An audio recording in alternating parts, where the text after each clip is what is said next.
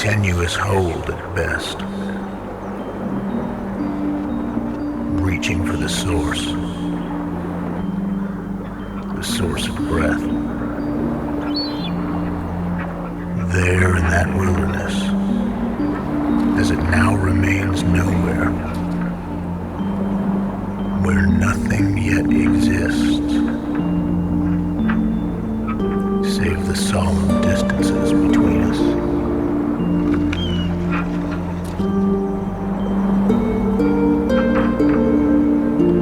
The sun's daughter is singing to the singing bodies, driven to their own drawing down under the current.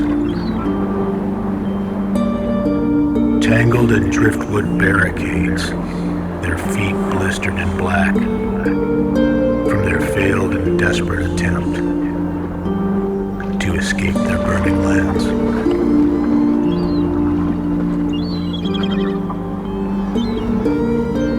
Inscribed on bark, nailed to bone, the words were spoken and thus repeated. Bind the false, bind the lies, bind disintegrating disease. Bring the true, and I will release the sun. Bring truth, and I will revel in the word. Bring us health, and I will reveal humanity. Let no cunning witchery nor malicious treachery undo this good Galder.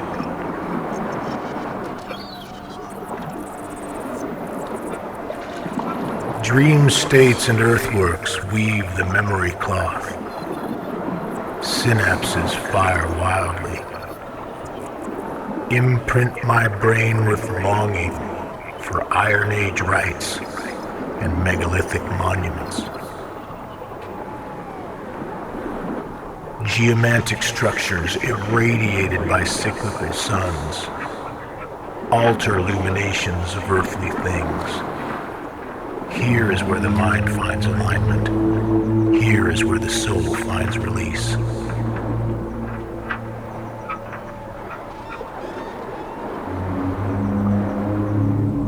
Plead the stars of their righteousness.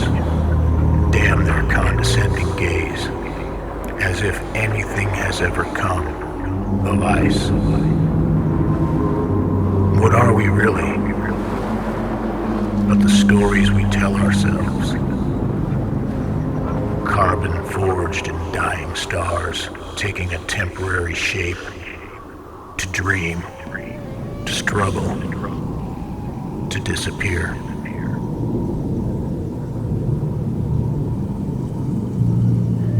The universe is never still. The sea is never quiet. The mind a burning furnace, warped with fiery thought. The struggle gives meaning to the otherwise mundane.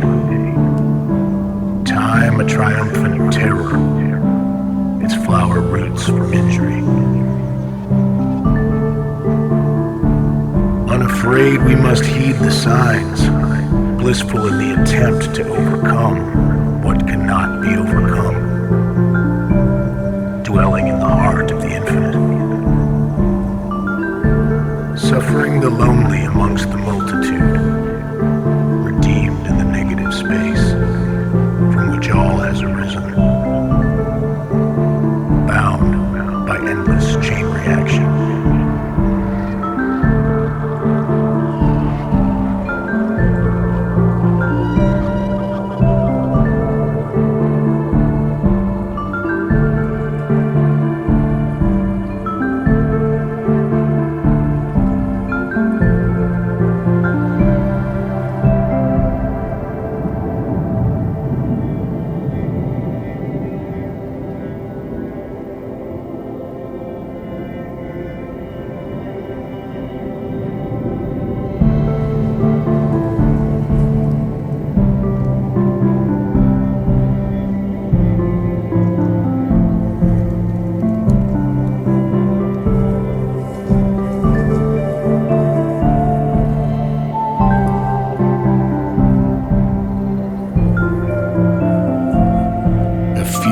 This alchemy it is, these words. Though often logical enough, the consequences remain clear. I'm not speaking of cryptic parchments or barely discernible manuscripts, but of language itself. It simultaneously liberates and betrays, preserves and destroys, heals and infects, all the while placing us all in harm's way, in constant danger of misunderstanding.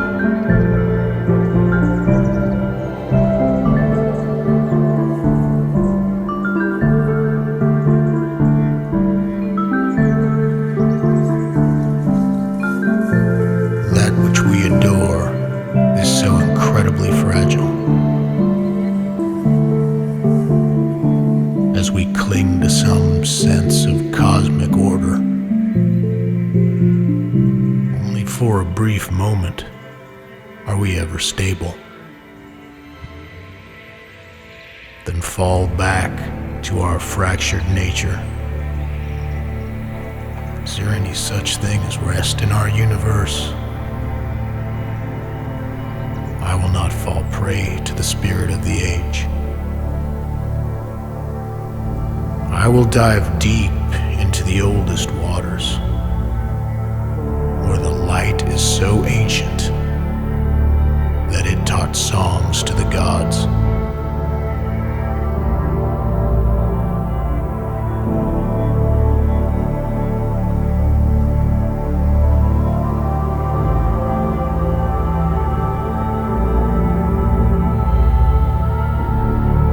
This shroud does not become you. Your well is of despair.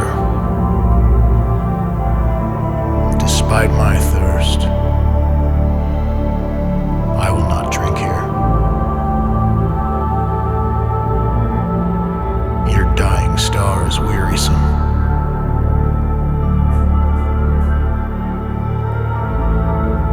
A hallucinatory psychology suspends doubt in common roles. Walk with the apparition across the threshold.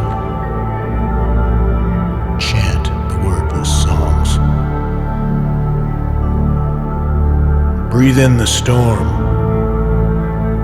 Its pattern is well known to you. Spit out the venom. It is what you meant to say anyway. A remarkable fragment of yourself descends upon the Song of Songs.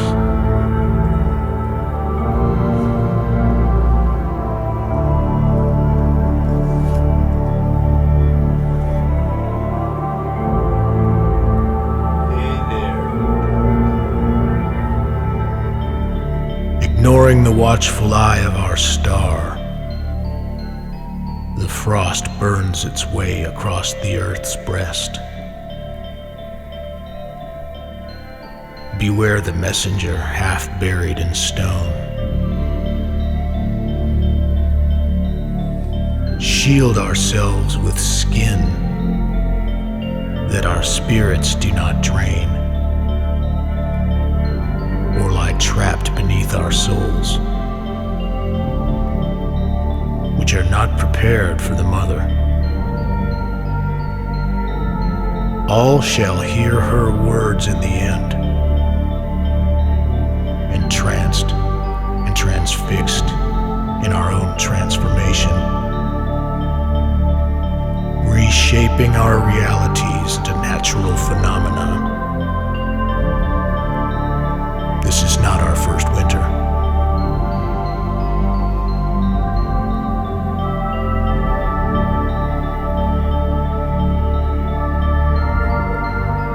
Damnation awaits these hours with silent waves.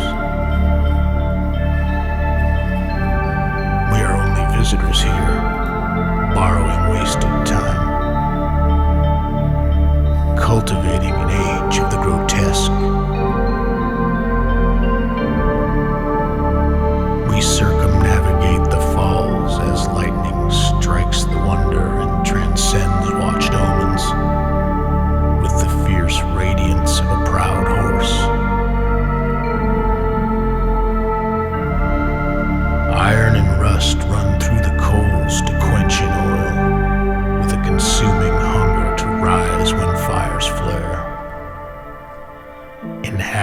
imminent need of nature itself.